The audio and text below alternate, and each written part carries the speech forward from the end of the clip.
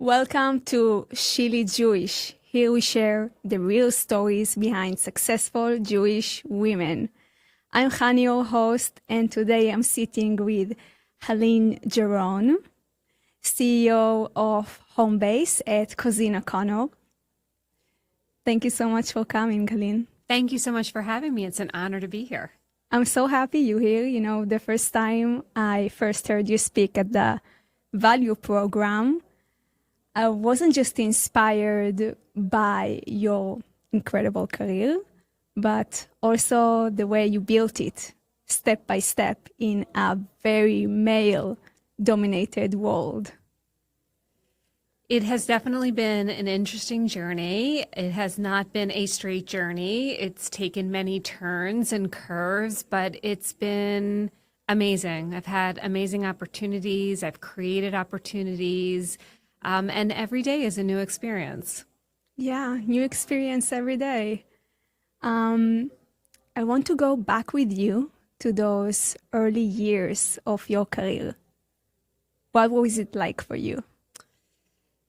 Well, it was a very different world. So it was over 30 years ago when I first graduated law school, and I was an associate in a large firm. I was recently married. There weren't many female partners at large law firms at the time. I think historically, you had to make the decision between a family and a career. And so for that reason, I don't think you saw it when I was a young attorney, there weren't a lot of women who had made the decision to stay within the legal profession. But by the time I graduated law school, 50% of the graduating class was women. So it was a very different landscape coming in, but there was a lot of work that needed to be done for women. I was married right after I started working, right after I graduated law school, and I had my first son when I was a young associate working at a large firm. At that time, we had just enacted the Americans with Disability Act. Before then, women didn't have the right to maternity leave. It wasn't you had to ask permission from your employer, and you may or may not have gotten that permission, but it was something that had just come it was a law that was passed right before I had my first son. But large firms were still grappling with how to respond to that and what type of maternity leave to give to women. After my first son was born, I had another son right after that, and I had wanted to work part-time, but at the time that wasn't something that was really accepted in large law firms. It wasn't a thing. And so I was able to negotiate a deal that if I went off of partnership track, so when you start in a law firm, you start as an associate, and then you aspire to become a partner with full benefits. But in order to be able to work part-time so that I could spend more time with my young family, I had to agree at that time to go off of partnership track. And it was a decision at the time that I was happy to make because I wanted to be able to spend more time with my children. And I realized at that point in my career that I couldn't do everything at once. So when we were young, I was young and we don't hear that much today. Well, people aren't honest about it. And so when I was in law school, they would say to us, you can do anything and you can do the same thing. Strong woman. And you're strong and you can do the same thing, but you can't do everything well at the same time, right? You can't be a hands-on mom and working 24/7 at a large law firm. And so you have to make choices, and you have to decide the choices that are important to you in your life. And then you have to feel good and stand behind those choices. And so I think one of the things I learned early on in my career was to sort of like shut out the background noise and to follow my heart and to follow my instincts in my career. And so I'm very comfortable with all the choices that I've made. And again, it took me longer in certain circumstances to get from point A to point B, but all that happened to me along that way was so meaningful that I would have never traded in a single moment of that time to get to point B any faster. So again, I look at my career as a journey and those early years as a journey, and it was hard. It was a struggle. There wasn't a lot of support. I didn't have a lot of female mentors at the time, but I figured it out. And Did you always knew this is what you want to do, or you just figure it out? I think that also has evolved over time. I knew I wanted to go to law school. I knew I wanted to be a lawyer, but being a lawyer can mean a lot of things. There are a lot of different areas within the legal practice. And so I started my career doing real estate work and real estate finance, and I really enjoyed that.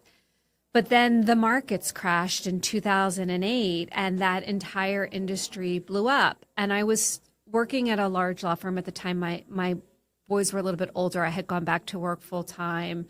And one of my partners at the time asked me to consider transitioning into a different practice area, into trust and estates, which is where I currently am. And he said, look, you need to rebuild. Your industry has blown up, which it did spectacularly. There are lots of movies about that time, about the financial crisis. And my partner said to me, there aren't a lot of women in this field.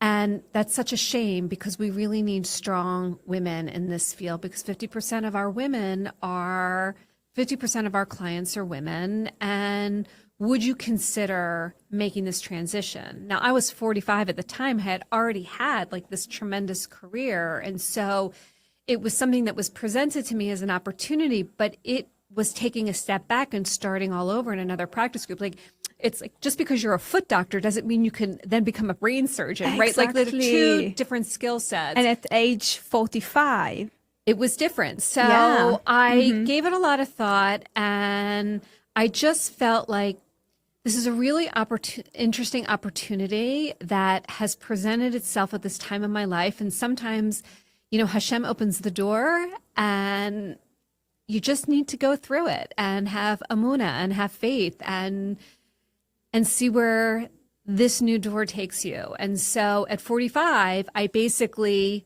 hit reset on my career and started down an entirely different path. And it was very hard. It's very hard starting over, especially when you're sort of like at the top of your career. It is humbling. It's a very humbling experience. You have to approach it with humility.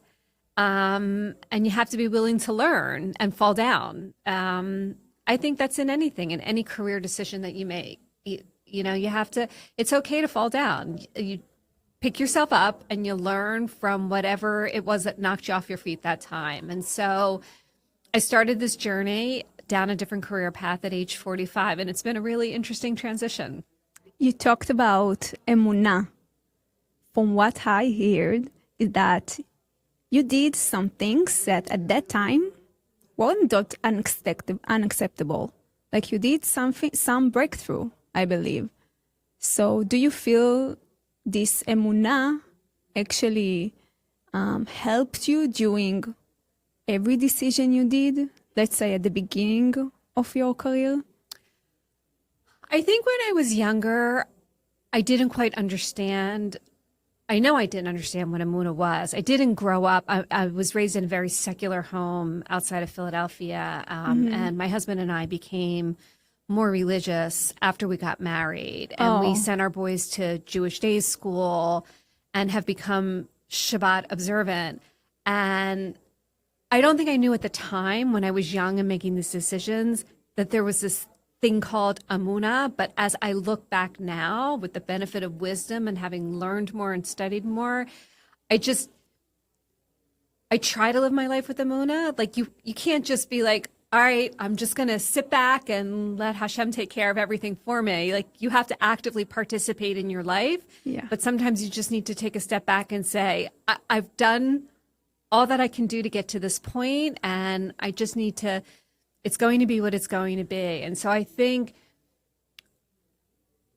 it's hard to live with Amuna sometimes, especially with everything that's going on in our world right now. But I keep coming back to it. There's a rabbi that I adore who gives a weekly Living with Amuna shir. He says it's his therapy session, and I love it. And it just always reinforces the idea that you need to live with Amuna. And how was the environment look at you? I mean, your family, your friends, probably it wasn't something that you just do. The transition to becoming more. Even at law school, I believe during at that time, it wasn't like today. Okay, I'm going to be a lawyer, you know? I don't necessarily remember at that early time in my life. I just, I was raised in a home. I'm one of three girls. I'm the oldest of three girls. Just girls. Just girls. We all have graduate degrees. I'm a lawyer. My middle sister has her MBA and has worked in very senior positions with some very large companies. And my youngest sister has her master's and is doing really great things. But my mother always felt very strongly that all three of us needed to have an independent career and needed to be able to take care of our families. Whatever choices we made were our choices. You could work, you could not work, but you should have the skill set and be able to take care of yourself and your family. And so I don't know, looking back, that necessarily there were maybe so many people raised with that same type of mindset, but my mother was very strong about that. Very, very strong. And that was sort of like, my sisters and I never questioned that. Of course we were going to get a higher education, and of course we were going to work, and That was obvious to you. it was obvious to me. Okay. And I had tremendous, I was fortunate when I was raising my children. My parents lived 5 minutes from me. So, so I mean, she was That's nice. she was a huge help. Yeah. So I just never thought of my life as being any different. Like I was going to have a career. That just was what my mother said we would do. And it just made logical sense to me. Yeah, but you still were in a very male-dominated world. Did you sure. feel like you need to maybe prove yourself more than for others? sure. Yes, for sure. I don't think that people back at that time, that those earlier years of my career, I don't think they had bad intentions. I just think it was sort of the natural, oh, I'll take Joe with me to this golf outing where we can entertain clients. Like it just was different. And I remember early on in my career meeting a woman at a conference, and I was so excited. She was about 10 years older than me, and it was somebody that I could really relate to and who became a mentor for me. And I remember her saying to me, don't try to entertain clients in the same way. Like, don't try to take them out to play golf. Like, you don't enjoy it. You're not good at it. It's not going to work out well. That's not how you build connections. Build connections in a way that makes sense for you. And so when I took a step back and I stopped trying to network and build connections, how I saw my male counterparts doing it, I really began to connect with my clients, even my male clients, on a much different level, because it was real. It was like, it was very different. So how did you make connections in your own way? What did you do? There's one story that sticks out with me. I remember I had a client, his wife was diagnosed with a very significant illness, and they had 3 young children at home. And he called me, he was so overwhelmed. He just didn't know what to do. And she stayed home with the children, and she had to go through treatments. And for a month, I arranged to have meals delivered to their home. And he was so overwhelmed by the thoughtfulness of that. So we just connected in a much different way, right? I was never going to go out and play 18 holes of golf with him. I would never want to do that. But we, to this day, have a very deep connection. And so it's just, you find ways, like, it's just being you, like things that you would know, like that's what you would do. That's what our community does. Somebody gets sick and there's a meal train, right? And so he didn't live in that kind of community, and for him it wasn't and that he didn't live obvious. near family, and so he just needed help, and I knew how to help him, and so I could help him. And so I mean, that's just a story that stuck with me over the years. But Wow. yeah, So you actually saw what the other person might need at that time yeah, and did it your own way. yeah. Do you feel that it's something that also help you with building trust and connections with clients today? For sure. I think people can sense genuineness. And people appreciate that, and people appreciate honesty. And throughout my career, I mean, look, I'm a lawyer. I've now built this business to support our legal practice, Home Base, which is our multifamily office platform. And even though we're always selling our services, right? Because you need to bring in new clients to continue to build your practice and your business. I'm very honest with my clients as to whether or not I think I'm the right fit for them, or whether the home-based platform is the right fit for them. And I think my clients really appreciate that honesty. They don't feel that I'm trying to take advantage of them. So do you feel honesty with your clients? Is this what builds relationship and trust for long term? Trust. It's Trust. and what I do, it's all about trust and having the confidence in the person that you're speaking to. And also being so close to wealth, power, and major life decisions. Has that changed the way you personally define success in your own world? Yeah, it's an interesting question. I think what it's taught me is you can't ever compare yourself to anybody else. You have to make the decisions and the choices that are right for you. And so I have the extreme honor of working with so many really interesting clients from all different backgrounds, and I do my best to help advise them based on where they are. It's not based on my personal opinion, right? These aren't my personal feelings. It's looking at the client's situation, understanding their family dynamic, and giving them guidance and counsel on what's right for them. And then, your takeaway from all of that is just continue to focus on your own family and making the decisions that are right for your family. And that changes over time. It's constantly evolving. Yeah, and also I believe that you have to consider the family's values, right? Like understand. You have to look at it through their lens. It's like that in any business, right? And I think where people get really tripped up is that they try to analyze everything through their own lens, through their own bias. But to be an effective advisor, you have to look at it through the client's lens to really help them. Yeah. So you told me about your partner that asked you to join him for home base.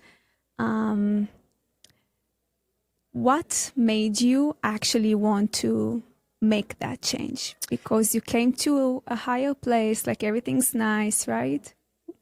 So it was, so my partner asked me to transition from the real estate department to the trust and estates department and to become a trust and estates lawyer. And, at the time, the world was in chaos with the financial crisis. And I just felt strongly that there was a reason that this was happening.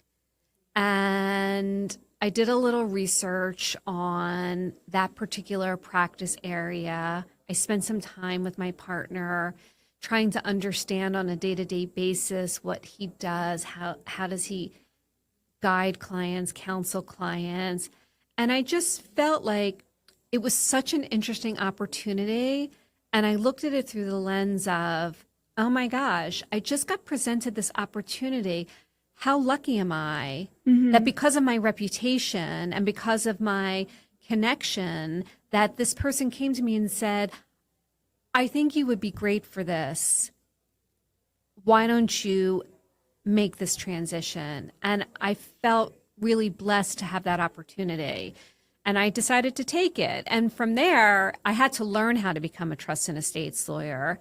And then I saw a real need based on, the feedback that I was getting for clients, that they needed more than just legal advice. They needed help with the financial administration of their lives and managing the day-to-day of that. And so I put together a business plan to build this multifamily office platform to provide these services to the clients of our practice group. And I went to the CEO of our firm and I said, I have this idea. This is why I think it's a good idea. I think it will create a greater connectivity with our clients and with the next generation of our clients. And I think it will be able to help us attract lawyers from other firms to join our firm. And I asked the firm to give me a budget and a certain amount of time to build it. And I'm very fortunate to work for an entrepreneurial law firm. And they said, it sounds like a great idea. We support it 100% and see if you can make it work. And I started that. That's home base. And so I started that about 7 years ago.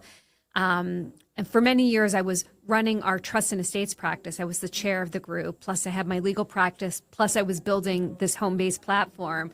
So last year, I stepped down as chair of the trust and estates group so that I could focus full-time on building out the home-based platform. And it's very different. Again, it's like another complete turning point in my career because I'm not just practicing law anymore. I'm running a business that has a very different P&L and different set of needs and different, staffing needs. And so going from, being a lawyer to and running a group of lawyers to now running a business has been very different, but it's exciting. It's an amazing next chapter in my career. Is there a specific time that you actually realize, okay, this is the space I want to build my career in? I would say at the time, in the past, I would say about 3 years ago, when I saw home base start to gel and start to really come together, like I can make this work. I can see where this is going. At first, when you're trying to build a business, it's a startup, right? And you're like, what's going on? What did I do? What technology do we need? It's different than running a legal practice. And so you're scrambling to try to put all of the pieces together. And then all of a sudden the pieces start to fall together and you begin to see it. And the vision becomes much clearer. So you begin to see it for years after you start. Wow, okay. So. So it takes even much patience, right? Like to actually see it works. Yeah. You have ups and downs. It's, you're running a business. Yeah. So it's very different. So you did that shift, right? When did you start feeling also the shift in yourself from being the expert in the room to being the leader in the room? So that's been an evolution. And, I was in a leadership position for a long time because I was running our legal practice. I was, I was running the trust and estates group. We have 85 people in our group, about 30 lawyers and then, different support staff. But it's a very different skill set to be a leader. And it's a very humbling experience. And you really have to learn how to listen. And it takes a lot of just thoughtful approach to be able to lead responsibly. And so I was very fortunate to have a mentor at the firm who really helped me develop my leadership skills. I'm always working on them. Like you never reach a point where you're like, oh my gosh, I'm the best leader ever. Like go me. Like you're constantly learning as a leader and you're constantly learning from your interactions with your employees, with your interactions with clients. And so, I try to, I listen to podcasts. We've hired some outside consultants, but it really takes a real investment in time to, try to be a good leader. How would you describe your leadership style today? That's a really interesting question. I think that I'm firm in my approach and definitive, but I think that I bring a sense of compassion to the table. So that's just shaped by my lifetime of experiences and being a mother and a grandmother and a daughter and all the people that you have to take care of in your life, right? So you also bring that side from your personal life. You just can't not bring that side of your life into it. Just is a part of who you are. It's in your DNA.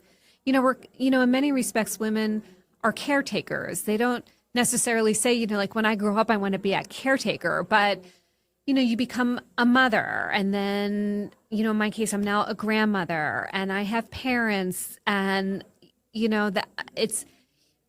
I'm happy to be able to help them and, be there for them as they were there for me. And so you become a caretaker in many respects. And so it's just something that you bring with you. Wow. And as a Jewish woman, do you feel your identity shapes the way you lead?